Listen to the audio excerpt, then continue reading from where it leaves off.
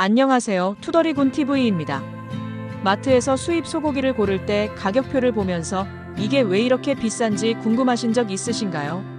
오늘은 전 세계 소고기 시장에서 막강한 가격 결정력을 가진 세 회사 이야기를 해보려고 해요. 브라질의 허름한 정육점 하나, 미국 대공황 시절의 낡은 트럭 한 대, 남북 전쟁 직후의 곡물 창고 하나에서 시작한 이야기인데요.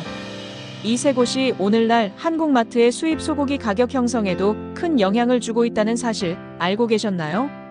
세 회사의 이름은 JBS, 타이슨, 카길이에요. 이 세 회사가 내셔널 비프와 함께 미국 소고기 생산량의 85% 이상을 차지하고 있어요.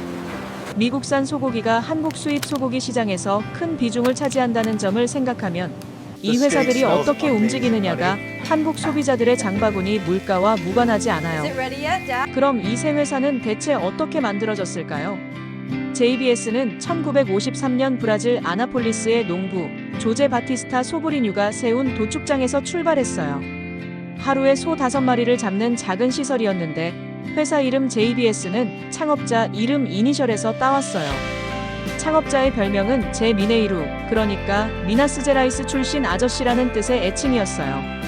그런데 1957년 브라질 신수도 브라질리아 건설 현장에 고기를 납품하는 계약 하나가 회사의 운명을 바꿔놓았어요.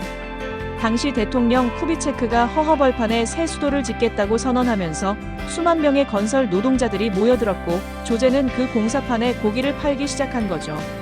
1970년에는 포르마사의 첫 번째 육가공 공장을 인수하면서 프리보이라는 브랜드를 만들었는데 이 이름은 포르투갈어로 냉장고를 뜻하는 프리고리피코와 소를 뜻하는 보이를 합쳐 만든 말이에요. 이 작은 정육점이 오늘날 연간 매출 770억 달러대, 전 세계 250개 이상 공장을 가진 세계 최대 식육기업으로 성장한 거예요.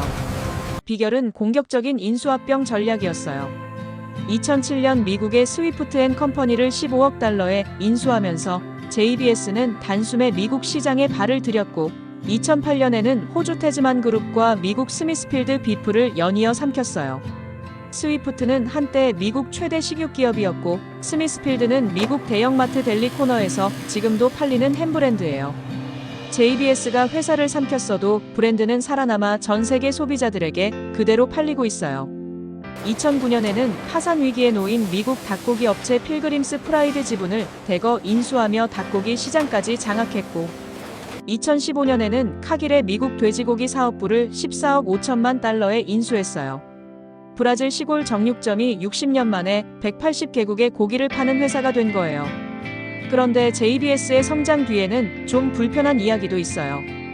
2017년에는 브라질 당국이 JBS를 포함한 식육기업들의 위생검사관, 뇌물 의혹을 수사하면서 주가가 크게 폭락했고 중국과 유럽연합을 포함한 여러 나라가 브라질산 육류의 수입 제한 조치를 내리기도 했어요.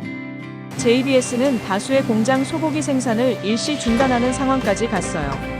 2022년에는 소비자들이 낸 집단 소송에서 소고기 가격 담합 혐의와 관련해 합의금을 지불하며 사건을 마무리했어요. 세계 1위 식육기업의 성장기에는 영토 확장의 드라마만큼이나 논란의 역사도 함께 쌓였어요. 이번엔 타이슨 푸드 이야기예요. 타이슨은 1930년대 중반 미국 아칸소주 스프링데일에서 존 타이슨이 닭을 사서 캔자스시티와 세인트루이스 같은 중서부 대도시로 팔러 다니던 것에서 출발했어요. 1958년에는 아들 돈 타이슨의 주도로 직접 가공 공장을 지었어요. 예산 7만 5천 달러를 훌쩍 넘겨 9만 달러가 들었고 아들이 몰래 은행 대출을 받아 완공했는데 아버지가 나중에 알고 엄청 화를 냈다는 이야기가 전해져요. 1967년 존 타이슨 부부는 기차와 자동차가 충돌하는 사고로 갑자기 세상을 떠났고 아들 돈이 회장과 CEO를 이어받았어요. 돈 타이슨은 이후 30년 동안 회사를 닭고기 회사에서 소고기와 돼지고기까지 아우르는 종합 단백질 제국으로 키워냈어요. 1982년에는 포춘 500대 기업 목록에 올랐고 같은 해 맥도날드의 치킨 너겟을 납품하는 계약을 따내면서 패스트푸드 역사에 치킨 너겟이라는 음식을 탄생시키는 데 기여했어요. 타이슨 하면 닭이 먼저 떠오르는 데는 이유가 있어요. 1980년대부터 90년대 한국 대기업을 퇴직한 부장급들이 미국으로 이민을 가면서 타이슨 같은 닭가공 공장에서 일하는 경우가 많았다는 이야기가 있어요.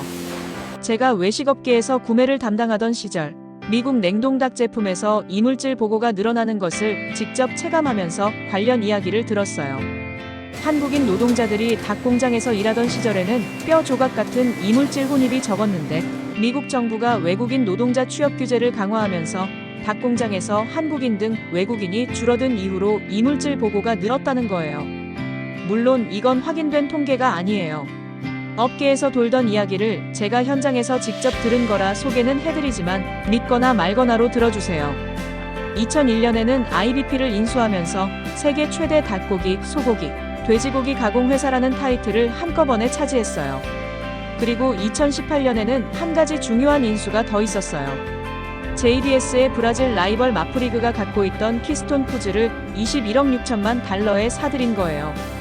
키스톤은 맥도날드의 치킨 너겟, 소고기 패티, 생선 필레를 납품하는 핵심 공급사였어요.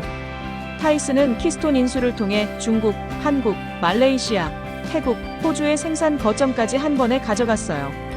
낡은 트럭 한 대로 닭을 팔던 아칸소 가족이 전 세계 맥도날드 햄버거 패티를 공급하는 회사로 올라서는 데 걸린 시간은 87년이었어요. 마지막은 카길이에요. 세 회사 중 가장 덜 알려졌지만 실은 가장 거대한 회사예요. 카길은 1865년 남북전쟁이 막 끝난 시점에 윌리엄 월리스 카길이 아이오와주 코노버의 곡물창고 하나를 사면서 시작됐어요. 전쟁 직후 철도가 미국 서부로 뻗어나가면서 곡물 운송 수요가 폭발했고 카길은 철도 노선을 따라 곡물 창고를 계속 사들였어요. 160년이 지난 지금 카길의 연간 매출은 1,540억 달러예요. 미국 최대 규모의 비상장 사기업이에요. 주식을 한 번도 공개한 적 없는 비상장 사기업이기 때문이에요. 분기 실적 발표도 없고 주주 눈치도 볼 필요가 없어요. 육류만이 아니에요. 카길은 세계 3대 곡물 메이저 중 하나이고 식용유, 전분, 설탕, 코코아, 사료, 비료까지 손을 뻗은 진짜 글로벌 식품 제국이에요. 우리가 먹는 거의 모든 음식의 공급망 어딘가에 카길이 있어요. 이름은 낯설어도 카길이 만든 식품은 이미 매일 먹고 있는 셈이에요. 카길의 전 미국 농업부 장관은 카길이 CIA를 포함한 어떤 기관보다도 정교한 전 세계 농산물 정보망을 갖고 있다고 말한 적이 있어요. 어느 나라 어느 지역에 비가 얼마나 왔는지, 옥수수 작황이 어떤지를 실시간으로 파악해서 세계 식량 공급망을 움직이는 거예요. 회사 지분의 88%를 카길과 맥밀런 두 가문이 소유하고 있고 두 가문의 자산 규모는 합쳐서 600억 달러를 넘어요. 1979년에 소고기 가공업체 MBPXL을 인수하면서 육류 산업에 뛰어들었고 지금은 JBS, 타이슨, 내셔널 비프와 함께 미국 소고기 생산량의 85% 이상을 장악하고 있어요. 글로벌 육류 공급망에서 막강한 교섭력을 가진 이 세 회사는 한국의 수입 소고기 가격 형성에도 직접적인 영향을 줘요. 호주, 미국, 브라질에서 키워지는 소들이 JBS, 타이슨, 카길의 공장을 거쳐 냉동 컨테이너에 실리고 부산항에 도착한 뒤 전국 마트 진열대에 오르는 거예요. 가격 협상력도 물량 조절권도 이 세 회사 손에 달려 있어요. 실제로 타이슨, JBS, 카길, 내셔널 비프는 2015년부터 2021년 사이에 소고기 공급량을 인위적으로 줄이고 가격을 올렸다는 혐의로 집단 소송에 휘말렸어요. 2024년에는 맥도날드까지 이 네 회사를 상대로 소송을 제기했어요. 세계 최대 햄버거 회사가 자신들에게 패티를 납품하는 회사들을 상대로 고기값을 너무 비싸게 받았다고 법정에서 싸운다는 건 꽤 아이러니한 장면이에요. 오늘 투더리 군TV에서는 전 세계 소고기 산업을 움직이는 JBS, 타이슨, 카길 세 회사의 탄생과 성장을 살펴봤어요. 브라질 건설 현장에 고기를 팔던 아저씨, 아칸소 대공황의 닭 배달부, 남북전쟁 직후의 곡물상. 이 세 사람의 후손들이 지금 한국 소비자들의 식탁을 채우고 있는 거예요.